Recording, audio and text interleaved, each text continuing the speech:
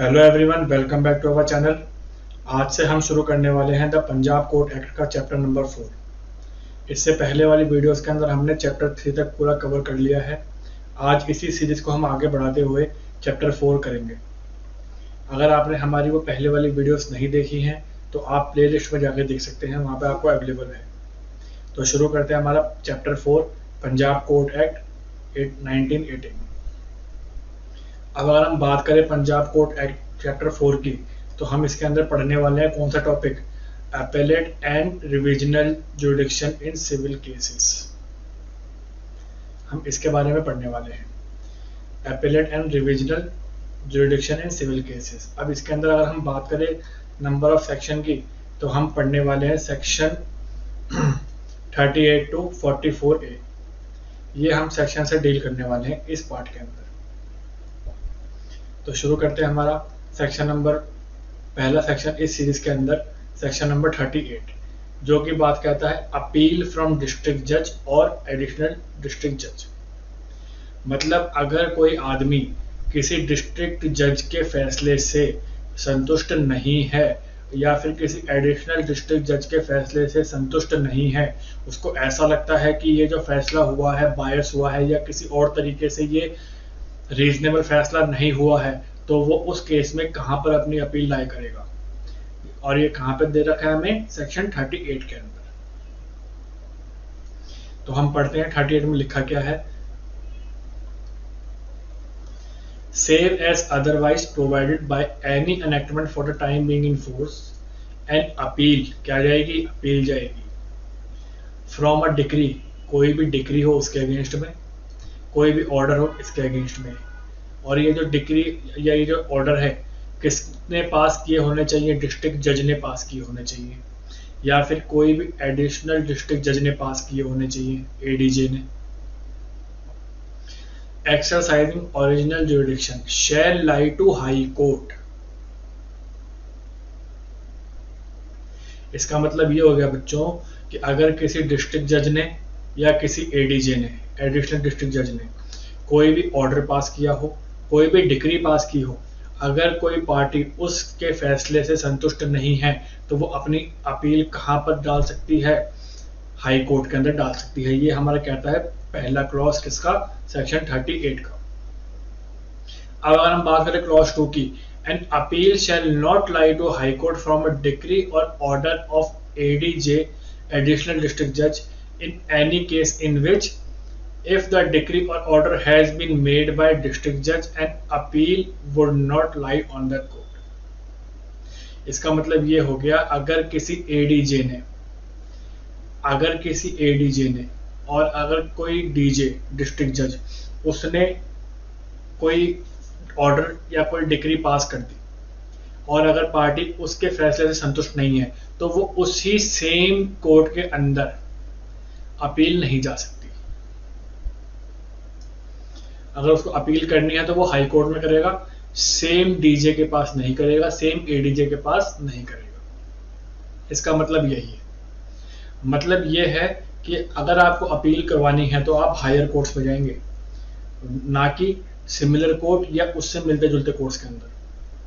Appeal करवानी है DJ के फैसले के खिलाफ, अपील करवानी है एडीजे के फैसले के खिलाफ, हाई कोर्ट जाना पड़ेगा।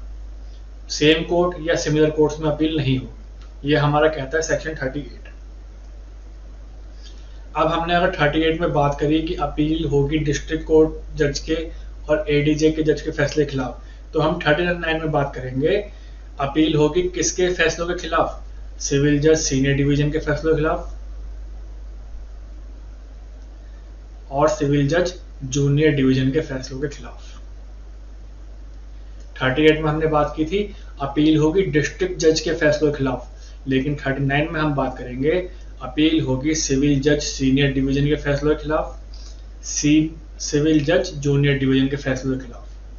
अभी अपील कहां लाई होगी ये हम अभी पढ़ते हैं। क्लॉज 1 में कह दिया, save as aforesaid an appeal from decree or order of civil judge senior division, civil judge junior division shall lie to district judge। मतलब कोई भी सिविल जज सीनियर डिवीजन हो, कोई भी सिविल जज जूनियर डिवीजन हो, अगर कोई पार्टी उसके दिए गए ऑर्डर से, अगर कोई पार्टी उसके दिए गए डिग्री से संतुष्ट नहीं है तो उसकी अपील वो पार्टी कहाँ कर सकती है? डिस्ट्रिक्ट जज में कर सकती है, irrespective of the value of original suit. अब इससे उस सूट की वैल्यू का कोई लेना देना नहीं है। जिस डिस्ट्रिक्ट कोर्ट के अंदर ये दोनों जजेस आ रहे होंगे, सीनियर डिवीजन और जूनियर डिवीजन, उस डिस्ट्रिक्ट कोर्ट के अंदर उसकी अपील जाएगी, पहली चीज। क्लॉज 1 हमारा क्लियर हो गया है। क्लॉज 2 क्या कहता है? Subject to the provision of sub section 3 an appeal to the court of district shall be heard by district जज और एडीजे।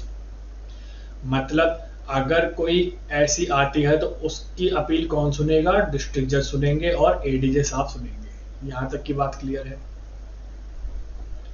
अब यहाँ पे लिखा है सब सेक्शन 3। अब इस सब सेक्शन 3 को भी पढ़ लेते हैं। एन एडीजे एडिशनल डिस्ट्रिक्ट जज shall hear only such appeals as the high court में। अब क्लॉज 3 में ये कह दिया कि भैया ये जो एडीजे साहब हैं ये कौन कौन सी अपील सुन सकते हैं? तो ये सिर्फ वही अपील सुनेंगे जो कि इनको हाई कोर्ट ने अलाउ कर रखा होगा।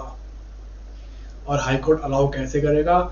कोई भी जनरल ऑर्डर निकाल देगा या कोई भी स्पेसिफिक ऑर्डर निकाल देगा, स्पेशल ऑर्डर निकाल देगा, और उसी ऑर्डर के अंतर्गत, उसी ऑर्डर के दायरे में रह करके हमारे एडीजे साहब कोई भी अपील सुनेंगे डायरेक्ट और ए डिस्ट्रिक्ट जज ऑफ डिस्ट्रिक्ट में मेक ओवर। अब अगर हम बात करें कोई भी एडीजे साहब कोई अपील किस तरीके से सुनेंगे, या तो कोई हाई कोर्ट कोई जनरल ऑर्डर निकाल दे, या कोई हाई कोर्ट कोई स्पेशल ऑर्डर निकाल दे, या फिर किसी डिस्ट्रिक्ट जज ने उनको मेक ओवर कर रखा हो, उनको आदेशित कर रखा हो कि आपको इसी तरीके से ये काम करने हैं, तो वो एडीजे साहब उसी के दायरे में रह करके अपनी अपील सुनेंगे। यहाँ तक की बात क्लियर है। क्लॉज 4 में कह दिया all appeal from the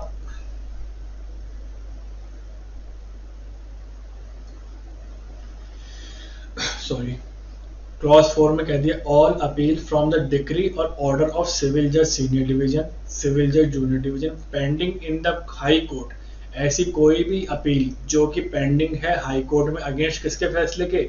civil जज सीनियर डिवीजन के और सिविल जज जूनियर डिवीजन के।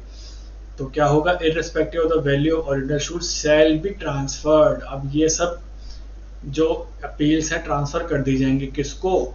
डिस्ट्रिक्ट जज को, जिसके जुरिडिक्शन के अंदर ये सूट आते होंगे उन सबको ये पेंडिंग अपील्स, जो कि कहां पर पेंडिंग थी? हाई कोर्ट के अंदर। हाई कोर्ट क्या करेगा? इन सभी पेंडिंग सूट्स को, इन सभी पेंडिंग अपील्स को कहां ट्रांसफर कर देगा? डिस्ट्रिक्ट जज के अंदर। अब इससे कोई मतलब नहीं है कि उस सूट की, उस अपील की वैल्यू क्या है। अगर उनके दायरे में ये चीज आती है तो उनको ये ट्रांसफर कर दी जाएंगी। यहां तक की बात क्लियर है। अब हम बात करते हैं हमारे क्लॉज 5 की। हाई कोर्ट में, अब यहाँ पर हाई कोर्ट क्या करेगा? नोटिफिकेशन जारी करेगा। हाई कोर्ट में by notification direct that appeal lying to the district जज फ्रॉम ऑल और any of the decree order pass इन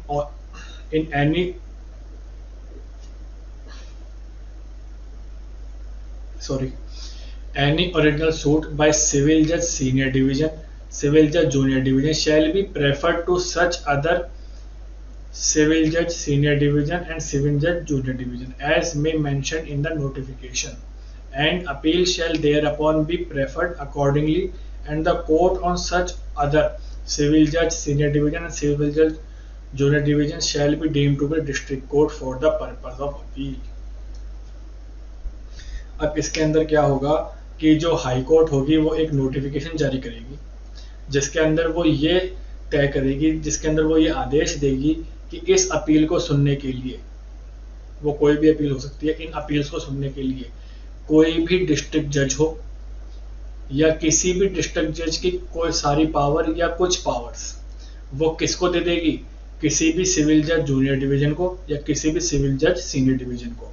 और उस आदेश के अंतर्गत वो जो सिविल जज सीनियर डिवीजन होगा या वो जो सिविल जज जूनियर डिवीजन होगा वो उस आदेश के अंतर्गत क्या माना जाएगा? डिस्ट्रिक्ट कोर्ट माना जाएगा, और वो सिर्फ उसी अपील को सुनेगा जिसके लिए वो आदेशित है।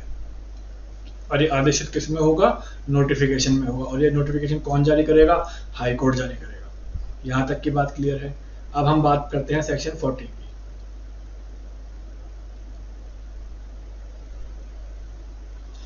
हमने देखा ऊपर वाले केसेस में अपील सुनने का। अब हम देखेंगे powers. Power to transfer a civil power to transfer a civil judge power to transfer to a civil judge senior division, civil judge junior division, appeal from other civil judge senior division and civil judge junior division।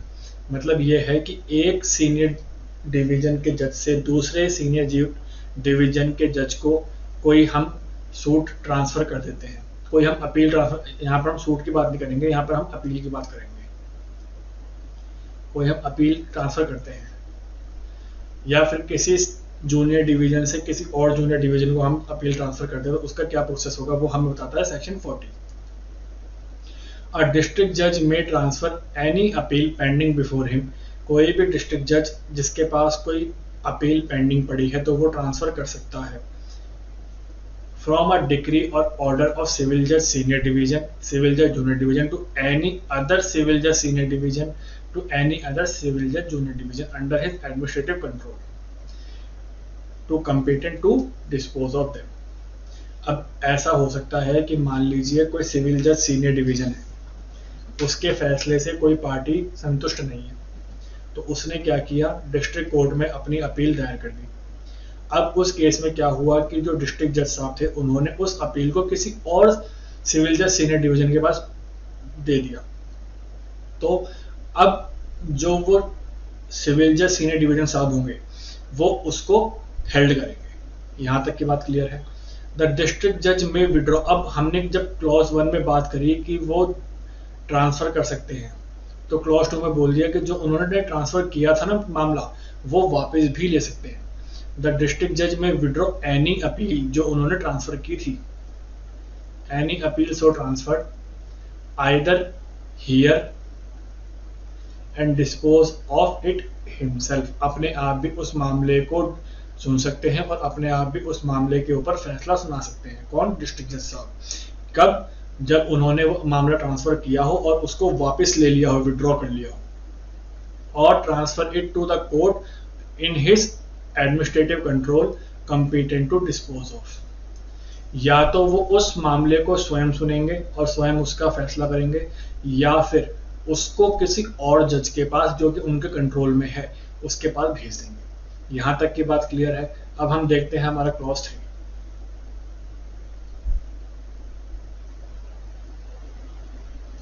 Clause 3 में कह दिया appeal transfer under this section shall be dispose. Appeal जो इस section के अंदर transfer होंगी वो dispose of कर दी जाएंगी, लेकिन subject to the rules applicable to like him when disposed of by district judge। Dispose of तो होंगी, लेकिन उन मानकों के आधार पर, उन रूल्स के आधार पर जो कि कौन फिक्स करेगा, डिस्ट्रिक्ट जज फिक्स करेगा। उसके बियॉन्ड जाके कुछ नहीं होगा। The power conferred by this section shall exercise subject to such general or special order as may from time to time be issued in behalf by the high court. अब ये जो भी पावर्स दी जाएंगी, ये जो भी डायरेक्शन दिए जाएंगे, ये जो भी ऑर्डर्स दिए जाएंगे, ये सब किसकी डायरेक्शन में होंगे, सब किसकी निगरानी में होंगे, तो इसमें फॉरमोस्ट सुपरविजन होगा हाई कोर्ट का। मतलब जो भी कार्यक्रम होंगे वो हाई कोर्ट के निर्देशों के आधार पर किए जाएंगे। यहाँ तक की बात क्लियर है। हमारा सेक्शन 40 यहाँ पर खत्म होता है। अब हम बात करते हैं जब कोई आदमी अपील करता है उसके बाद भी संतुष्ट नहीं होता, तो वो जाता है आदमी सेकंड अपील के अंदर, और इसके अंदर हमें गिवन है सेक्शन 41 के अंदर। सेक्शन 41 जो कि बात करता है सेकंड अपील की। यहां तक की बात क्लियर है। अब हम देखते हैं सेकंड अपील बोलती क्या है। An appeal shall lie to high court. Second appeal किसको जाएगी, हाई कोर्ट को। From every decree pass in appeal by any court subordinate to the high court. अब एनी कोर्ट का मतलब हो गया कोई सी भी कोर्ट हो सकती है, डीजे की, एडीजे की, उससे भी छोटी, लेकिन वो किसके कंट्रोल में होनी चाहिए, हाई कोर्ट के। On the following grounds. अब कुछ ऐसे ग्राउंड्स होंगे जिसके अंदर पार्टी कह सकती है कि हम इस फैसले से संतुष्ट नहीं है। अब वो ग्राउंड कौन कौन से हैं वो हम देखते हैं। The decision being contrary to the law, law के विरुद्ध दिया गया है फैसला, पहला। और सम कस्टम्स और usage having force of law, मतलब इस फैसले को सुनाते वक्त कस्टम और लॉस को ध्यान में नहीं रखा गया है, रीति रिवाजों को ध्यान में नहीं रखा गया है। इस ग्राउंड पे भी हम अपील कर सकते हैं हाई कोर्ट पर कि ये जो फैसला आया गया है ये कस्टम्स के अगेंस्ट है, लॉ के अगेंस्ट है। दूसरा ground, the decision having failed to determine some material issue of law, मतलब ये जो फैसला आया है इसके अंदर कुछ इशू ऐसे हैं जो देखे ही नहीं गए, कुछ इश्यूज का इसके अंदर अनदेखी की गई है, और कुछ कस्टम्स की इसके अंदर अनदेखी की गई है, कुछ रीतियों की इसके अंदर अनदेखी की गई है। ये हो गया हमारा दूसरा ग्राउंड। तीसरा, अ सब्सटेंशियल एरर और defect in procedure provided by CPC, CPC में कुछ ऐसी प्रक्रियाएं दे रखी थी जिनका पालन पूरी तरीके से इस फैसले को सुनाने पर नहीं हुआ है, तो भी हम अपील कर सकते हैं। और by any other law for the timing in force which may possibly have produced error or defect in the decision of the case upon the merits, मतलब हम ये बोल सकते हैं कि अगर इनका पालन किया जाता तो ये फैसला कुछ और आता, और इस फैसले में इन सब चीज़ों का पालन नहीं किया गया। जो सीपीसी में हमें दे रखी है प्रक्रिया उसका पूरी तरीके से पालन नहीं किया गया, तो इस केस में भी हम किसी कोर्ट के फैसले को अपील कर सकते हैं, कहाँ पर, हाई कोर्ट पर। और हमारा इसके अंदर एक्सप्लेनेशन कहती है, a question relating to existence of validity of custom or usage shall be deemed to be question of law. अब इसके अंदर ये पूछ सकता है कि पंजाब कोर्ट के अंदर सेक्शन 40 के अंदर जो ये क्वेश्चन होगा एग्जिस्टेंस और वैलिडिटी ऑफ कस्टम और वैलिडिटी ऑफ यूसेज का, ये कौन सा क्वेश्चन माना जाएगा, तो ये क्वेश्चन माना जाएगा क्वेश्चन ऑफ लॉ का। और अगर हम बात करें इसका अगला, an appeal may lie under this section from appellate decree passed ex parte, मतलब इसमें यह कह दिया कि अगर किसी के पास एक्स पार्टी डिग्री भी है तो उसके अगेंस्ट भी हम अपील कर सकते हैं इस सेक्शन के अंतर्गत। यहां तक कि आपको बात क्लियर है। अब हम पढ़ते हैं सेक्शन 42 का। अब अगर हम बात करें कि सेकंड अपील हमने सेक्शन 41 में पढ़ी और उसके अंदर हमने ग्राउंड्स भी पढ़े। अब सेक्शन 42 बताएगा कि क्या इसके अलावा और कोई भी ग्राउंड होते हैं जिसके अंदर हम अपील कर सकते हैं या नहीं कर सकते। तो हम देखते हैं section 42, second appeal on no other grounds. अगर हम इसकी पढ़ें, no second appeal shall lie except on the ground mention in 41, मतलब अगर आपके जो ऊपर 5 ग्राउंड दे रखे हैं उसके अंदर अगर आपका मामला आता है तो आप अपील कर सकते हैं, वरना आप अपील नहीं कर सकते। अब सेकंड क्लॉज क्या कहता है, no second appeal in certain suits, no second appeal shall lie in any suit of nature cognizable by court of small causes, मतलब ये कह दिया गया कि जो भी स्मॉल कोस कोर्ट होंगे उनका फैसलों का कोई अपील नहीं होगा, लेकिन इसके पीछे कंडीशन है क्या, व्हेन द अमाउंट और value of subject matter of the original suit does not exceed 3000, मतलब स्मॉल कोस कोर्ट के, इसको मैं लिख के देता हूं आपको, स्मॉल कोस कोर्ट का फैसला का डिसीजन जिसकी वैल्यू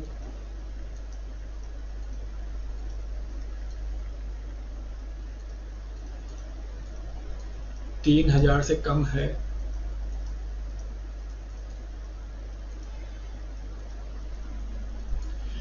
उसकी अपील नहीं होगी।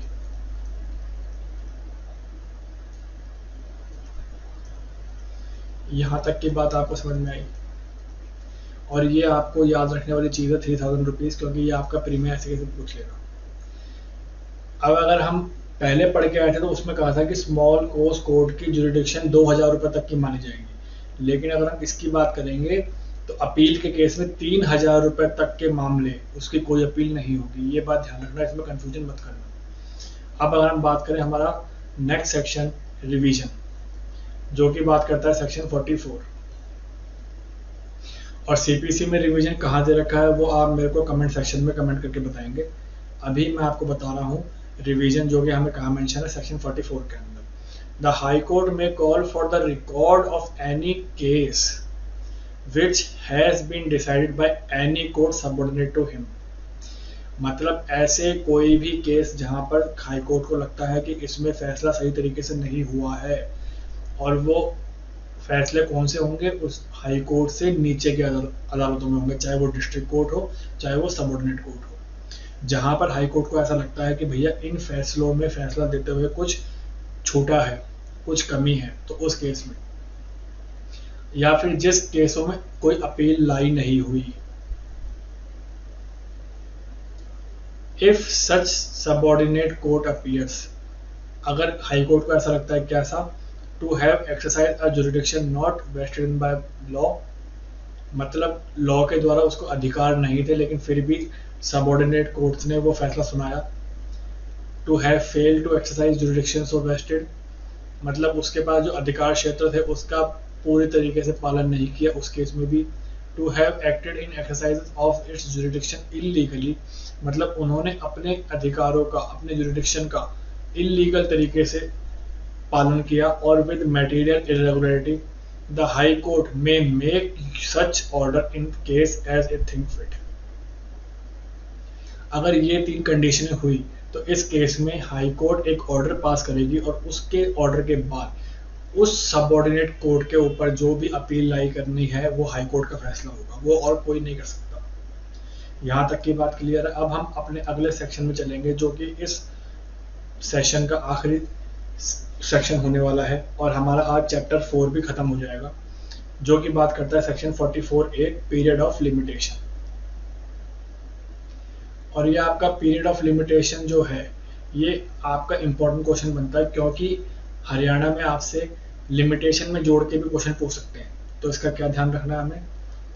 The period of limitation for an appeal under section 41, क्योंकि हम पढ़ के आए थे 41 के अंदर अपील होती है, for this part shall be 90 days. अब यहाँ पर 90 डेज याद रखना है कि अगर हमें किसी केस में अपील करनी है अंडर पंजाब कोर्ट एक्ट, बता रहा हूँ पंजाब कोर्ट एक्ट के अंदर अगर हमें अपील करनी है तो हमारे पास समय कितना है, 90 दिन। और वो 90 दिन शुरू कब से होंगे, from the date of decree appealed against, जिस दिन से हमने अपील करी है उस डिक्री के खिलाफ, उस दिन से 90 दिन। यहां तक बात समझ में आती है। In computing this period in all respect not herein specified, the limitation of appeal under the said section shall be deemed to governed by provision of Indian Limitation Act 1908। अगर इस लिमिटेशन पीरियड को complete करने के समय पर हमें पर कोई स्पेसिफाइड नहीं है, हमें कोई स्पेसिफाइड टाइम नहीं दिया गया होता, तो हम किसको मानेंगे, इंडियन लिमिटेशन एक्ट 1908 के प्रोविजंस को मानेंगे। यहां तक कि आपको बात क्लियर है, यहाँ तक कि आपको बात क्लियर है। आई होप आपको ये वीडियो अच्छा लगा होगा और आपको ये चैप्टर 4 समझ में आया होगा, और इसके अगला वीडियो इस पंजाब कोर्ट का आखिरी वीडियो होगा और आपका पंजाब कोर्ट खत्म हो जाएगा। तब तक के लिए थैंक यू वेरी मच।